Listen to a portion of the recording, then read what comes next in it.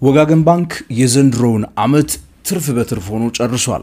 ታዲያ ይህ የ2025 የፈረንጆቹ አመት ጁን 30 የተጠናቀቀው የበጀት አመት ትርፉ ቀጣይነት ያለው ይመስላችኋል? ነው ወይስ ጊዜያዊ ትርፍ? ኢንቨስተሮች ምን ሊጠብቁ ይችላሉ? ባንኩ በኢትዮጵያው የሰነደ መዋዕለ ንዋዮች ገበያ ላይ ሊስት የተደረገ የመጀመሪያው የኢትዮጵያ ባንክ እንደሆነ መቼስ ታውቃላችሁ። ለዚህም የፋይናንሻል ሪፖርቱን የአመቱን ኦዲትድ ፋይናንሻል ሪፖርቱን ከማንኛውም ባንክ አስቀድሞ እያንዳንዱን ነገር አብጠልጥሎ ወደ 188 የሚጠጉ ፔጆች የያዘ ፋይናንሻል ሪፖርቱን እንካችሁ ብሎናል። ፋይናንሻል ሪፖርቱን የወጋገን ባንክ ዌብሳይት ላይ እንዲሁም ደግሞ በኢትዮጵያው ሰነደ መዋዕለ ንዋዮች ገበያ ዌብሳይት ላይ ማግኘት ትችላላችሁ። ታዲያ ዛሬ በኦፍ በረር እኔ ላስቃኛችሁ ነው።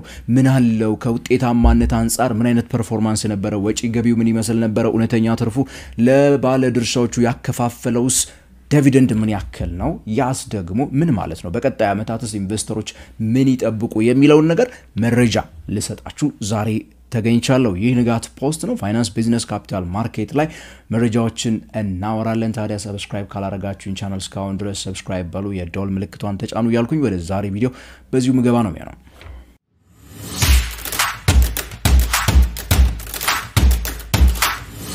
የተወደዳችሁና የተከበራችሁ የንጋት ፖስት ቤተሰቦች ታዲያ በየሶሻል ሚዲያ ወይ ደግሞ በየትኛው ሚዲያ ላይ የሚቀርብላችሁ ማንኛውም አይነት የፋይናንስ ምክር ለመረጃነት ለናንተ ለውሳኔ በሚያስፈልጋችሁ ደረጃ ለእውቀት እንዲሆናችሁ እንጂ ውሳኔን ለመወሰን የሚያስችል መረጃን ከሶሻል ሚዲያም ሆነ ከየትኛውም አይነት ሚዲያ ፈጽሞ ልትቀበሉ አይገባችሁም።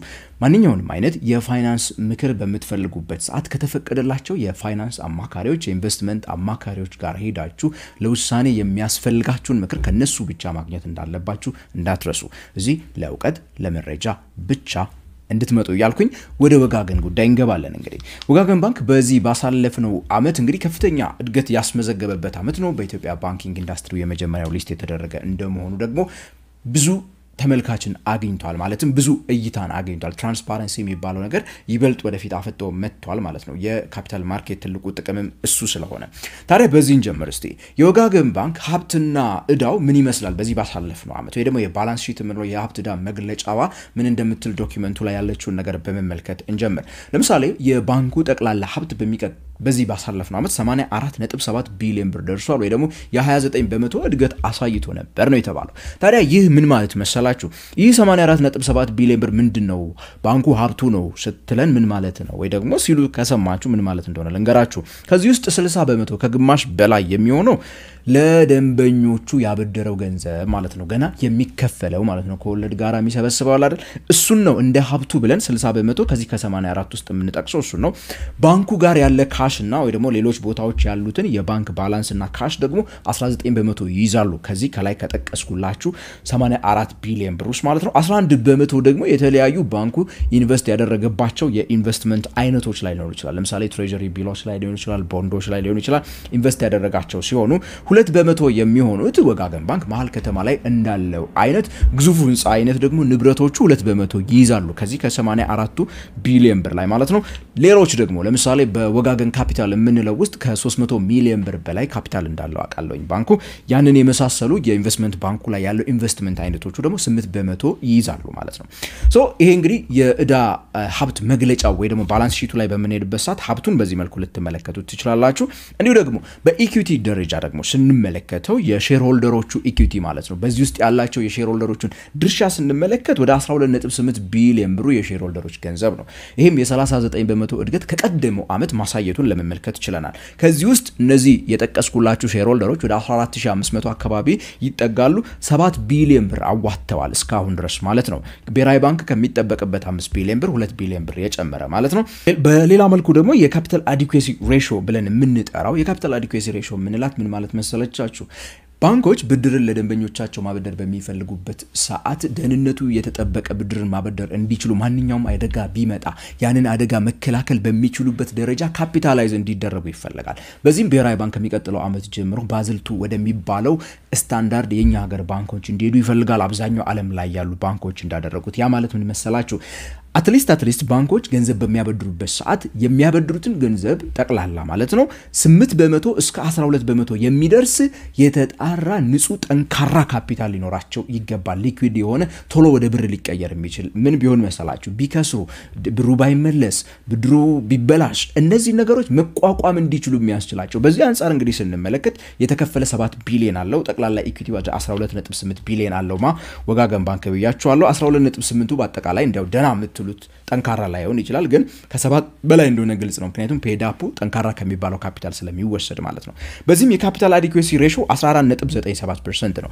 ብሔራዊ ባንክ ከ8 እስከ 12 እንዲሆን ይፈልጋል ይሄ ማለት እንግዲህ ብሔራዊ ባንክ ካስቀመጠው ስታንዳርድ በጣም ልቆ ሄዷል ማለት ነውማ ወጋገን ባንክ ይሄ ማለት ሌላ ነገር አይደለም የሚያሳየው ካፒታል አዲኩዌሲ ሬሽዮ የሚያሳየው ኦኬ ወጋገን ባንክ ለደንበኞቹ ለማበደር አቅሙ አለው ብቃቱ አለው ለአደጋ የመጋለጥ እድሉ በጣም የቀነሰ ነው የሚል ነገር ሊያሳየን ይችላል በዚሁ መሰረት እንግዲህ ባሳለፍነው ዓመት 53.5 ቢሊዮን ብር አካባቢ አበድሯል ባንኩ ለደንበኞቹ በዚህም የ18% እድገትን አሳይቷል ከቀደመው ዓመት ማለት ነው በብሔራዊ ባንክ የተሰጠችውን የብድር እድገት መጠን ሙጥጥ አድርጎ የተጠቀመ ባንክ ነው አንዱ ማለት ነው ወጋገን ባንክ ቁጠባ አንፃር እርግጥ 66.5 ቢሊዮን ብር ነው ያበደረው ይሄም ደግሞ 28% እድገት ነው ከቀደመው ዓመት ማለት ነው 66ቱ አውትስታንዲንግ ምንላት በአጠቃላይ ደንበኞቹ እጅ ያለችውን ገንዘብ ነው የምታሳየው ሜቢ ከዲፖዚት አንፃር ያሳየው እድገት እዚህ ግባ የሚባል አይደለም ምክንያቱም አብዛኛዎቹ እነዚህ መካከለኛና ከፍተኛ ደረጃ ላይ ያሉ ባንኮች ከዚህ በላይ በሰባዎቹ በመቶዎቹና ከዛ በላይ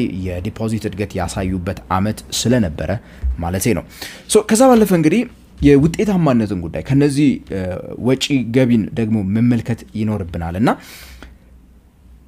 ከወጪና ገቢ አንፃር ስንመለከተው የባንኩ ጠቅላላ ገቢ በዚህ ባሳለፍነው ዓመት 13.5 ቢሊዮን ደርሷል ይህም የ38% እድገት ነው ከቀደመው ዓመት የታየበት ይሄንን 13.5 ቢሊዮን ብር ከየት አመጣው ብላችሁ ከጠየቃችሁኝ እንግዲህ እንደ ፋይናንሻል ሪፖርቱ መሰረት እንደተመለከትኩት 56% የሚሆነው ለደንበኞች አበድሮት ከነበረው ገንዘብ ላይ የሰበሰበው ወለድ ነው ማለት ነው ይሄ ኢንትረስት ኢንካም የምንላት እሷን ሲሆን 18% ደግሞ የተለያዩ ኮሚሽኖችን ፊዎችን ወስዶ ነው ያገኘው ወጋገን ባንክ ማለትም ኤቲኤም ካርዳችሁን አስገብታችሁ ገንዘብ በመታወጡ የወጋገን ኤቲኤም ስትጠቀሙ የነሱን ሞባይል ባንኪንግ ኦር ደግሞ ሌሎች ዲጂታል ትራንዛክሽን ፕላትፎርሞቻቸውን ብቻ የተለያዩ ኮሚሽኖችና ፊዎች 18% የዚህ 13 ቢሊዮን ናቸው 19% ከሌሎች ገቢዎች ነው 7% ደግሞ ከኢንቨስትመንቶች አግኝቻለሁ ብሏል ከዚህ ውስጥ ከ13 ቢሊዮን እንግዲህ 9.6ቱን በወጪነት አውጥቷል ይሄም የ27% እድገት ነው ከዚህ ወጪ ውስጥ በነገራችን ላይ እንዴት ነው ይሄን ሁሉ ወጪ የሚያወጡት ባንኮች ብላችሁ መጠይቁ ሆነ ወገደ ግማሽ የሚሆኑን ያወጡት ለደሞዝና ለጥቅማ ጥቅም ለሰራተኞቻቸው ለመክፈል ነው 41% ማለት ነው 33% ደግሞ የኢንተረስት ኤክስፔንስ ወይ ደግሞ ለኔና ለእናንተ እንደ ደንበኛ ሆነን ወጋገን ባንክ ጋር ሄደን ለምናስቀምጠው ገንዘብ የተከፈለው ወለድ ነው በዚህ ወደ 74% የሚሆነው ገንዘብ ወጪ የተደረገው ማለት ነው ከ9.6 ቢሊዮኑ ለደሞዝና ለደንበኞች ወለድን ለመክፈል ነው ማለት ነው በዚህም እንግዲህ የባንኩ የኮስት ቱ ኢንካም ሬሽዮ የምንለው ወጪን ከገቢው አንፃር በመታመጣጡበት ሰዓት 71% አካባቢ ደርሷል ማለት ነው ይሄ ሜቢ ትልቅ ወጪ ሊሆን ይችላል በኮስት ቱ ኢንካም ሬሽዮ ደረጃ እዚህ ውስጥ ግን አንድ ቁልፍ መርሳት የሌለብን ነገርና ብዙዎቻችሁ ሜቢ ከዚህ ቀደም የሰሯቸው ቪዲዮዎች ላይ የዘንድሮውን ትርፍ በተለይ አብዛኛዎቹ ባንኮች በጣም ትርፍ በትርፍ እየሆኑ ነበርና ስታነሱ የነበረው አንድ በጣም ቁልፍ ነገር አለ ዶላር ፍሎት መደረጉና የዛ ኢምፓክት የሚለውን ማለት ነው ታዲያ በዚህ ባሳለፍነው ዓመት ምን ሆኖ ነበር ላይ ከነገርኳችሁ 13.5 ቢሊዮን ውስጥ እንዲያው ከዶላር ዲሊንግ ምን አገኘ ብላችሁ ከጠየቃችሁኝ ባንኩ 1.8 ቢሊዮን ብር በ2025 ጁን ላይ በተጠናቀቀው አንድ ዓመት ውስጥ ማለት ነው ያገኘው ገንዘብ ነው ለማወዳደር ያክል በቀደመው ዓመት 354 ሚሊዮን የኢትዮጵያ ብር ነው ያገኘው የተለያዩ የውጭ ሀገራት ገንዘቦችን ዲል በማድረግ ማለት ነው ከ6 እጥፍ በላይ እድገት ነው የባንኩ ሁሉም ዘርፍ ላይ ሄዳችሁ በመተመለከቱበት ሰዓት እንደዚህ አይነት እድገትን ያስመዘገበ ምንም ክፍል የለም እስካሁን የጠቀስኩላችሁ ላይ እስከ 70% ምናምን የሚደርስ የእድገት መጠንን የጠቀስኩበት ቦታ ይኖራል ይሄን ያህል ግን ፐርሰንት እድገት በብዙ መቶዎች የሚቆጠር እድገት ያስመዘገበ የለም የዛ የሆነበት ምክንያቱ ዶላር ፍሎት በመደረጉ የመጣች ያገኛት ጌን በመኖሯና የብር ዋጋ እየተዳከመ ከመምጣቱ ጋር ተያይዞ የሚመጣው ነገር ነው። በነገራችን ላይ የኢትዮጵያ ባንኮች ያተረፉትን ትርፍ የወጋገንን ባንክ ብቻ ሳይሆን የሌሎቹንም ባንኮች አብዛኛዎቹን ማለት በሚቻልበት ደረጃ ወደ ውጭ ሀገራት ምንዛሬ ቀይረን የምንሰራው ከሆነ ሜቢ ያሳለፍነው አመት በእያንዳንዱ ነገር የቀነሱበት እንጂ የጨመሩበት አመት ነው ብሎ ለመናገር በጣም ከባድ ሊሆን ይችላል ማለት ነው። ሶ እንግዲህ እዚህ ጋር አንድ መጠራጠር ያለብን ነገር አለ ማለት ነው። ያም በሚቀጥለው አመት የወጋገን ባንክ ትርፍ ምን ሊመስል እንደሚችል ትክክለኛ ማሳያ ሊሆን የሚችለው እሱም ብር አሁን በሚሄድበት ፔስ እየተዳከመ ካልሄደና ብር ሜቢ ሚረጋጋ ከሆነ ከውጭ ሀገራት ገንዘቦች አንፃር ምን ይመስላል የሚለው ነገር አብረን መመልከት ይኖርብናል። ከዛ በኋላ ለመወሰን የሚያስፈልጋችሁን ውሳኔ ያኔ ነው ልታገኙ የምትችሉት በያምናለሁ እኔ። ወጋገን ባንክን ከትርፍ አንፃር በምትመለከቱበት ሰዓት እንግዲህ በዚህ ባሳለፍነው አመት የ3.85 ቢሊዮን ብር ትርፍ አስመዝግቧል። ይህም ደግሞ የ73% አካባቢ እድገትን ነው። ይሄ ነው ትልቁ የፐርሰንት እድገቱ ከዶላሩ ውጪ ቅድም እንደነገርኳችሁ ማለት ነው። በአብዛኛዎቹ የውጤታማነት መለኪያዎች እንግዲህ ባንኩ ጥሩ የተባለ መሻሻሎችን ያስመዘገበበት አመት ነው። ሪተርን ኦን አሴት የምንለው ለምሳሌ የባንኩ ጠቅላላ ሀብት ማለት ነው ያተረፈው ትርፍ ወይ ደግሞ ያስገኘውን ትርፍ ስንመለከት የባንኩ የ100 ብር ሀብት ቀደም ከነገርኳችሁ 80 ምናምን ቢሊዮን ብር ሀብት ማለት ነው እሱ ቢያንስ የ3.7% ወይ ደግሞ የ100 ብር ሀብቱ 3 ብር ከ70 ሳንቲም አካባቢ ትርፍ አስገኝቷል ማለት ነው። ባንኩ ላይ ያለው ኢኩዊቲ ደግሞ 12 ቢሊዮን አካባቢ ኢኩዊቲ ያለ ብያችሁ የነገርኳችሁ እነዚህም የባንኩ 100 ብር ኢኩዊቲ ወይ ደግሞ ሼርሆልደሮች ኢንቨስት ያደረጉት የሼርሆልደሮች ገንዘብ የሆነች 100 ብር 25 ብር አካባቢ ያተረፈችበት አመት ነው። በጠቅላላ የአንድ ሼር ያገኘው ገቢ ደግሞ 46% ነው earning per share የምንላት ማለት ነው። የተሻለ ገንዘብን እንዳገኙ እናውቃለን። የኮስት ቱ ኢንካም ሬሽዮ በምትመለከቱበት ሰዓት በተለይ የዘመን በጣም ከፍ ያለ ነው። ብዙ ገቢውን ወደ ወጪ የሚቀይር ሳይሆን ወደ ትርፍ መቀየር አቅም ያለው ባንክ መሆኑን ብዙ ጊዜ በተደጋጋሚ ያስመሰከረ ባንክ ነው። ወጋገን ባንክን እንግዲህ ስትመለከቱት በአብዛኛው ነገሮች ማለት በሚቻልበት ደረጃ በዚህ ባሳለፍነው አመት ከፍተኛ እድገት ያስመዘገበበት አመት ነበረ።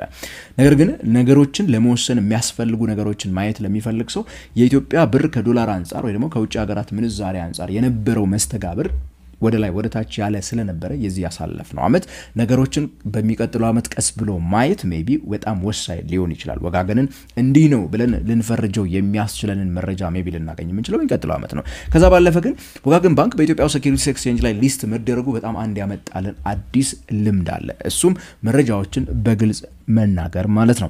ኦዲትድ ፋይናንሻል ሪፖርቶች አሁን እስካሁን ድረስ ብዙ ባንኮች ስለተርፋቸው ነገርውናል ዌብሳይታቸው ላይ በመተሄዱበት ሰዓት እስካሁን ድረስ ግን የተጠናቀቀ ኦዲትድ ፋይናንሻል ስቴትመንቶቻቸው ልታገኙ አትችሉም።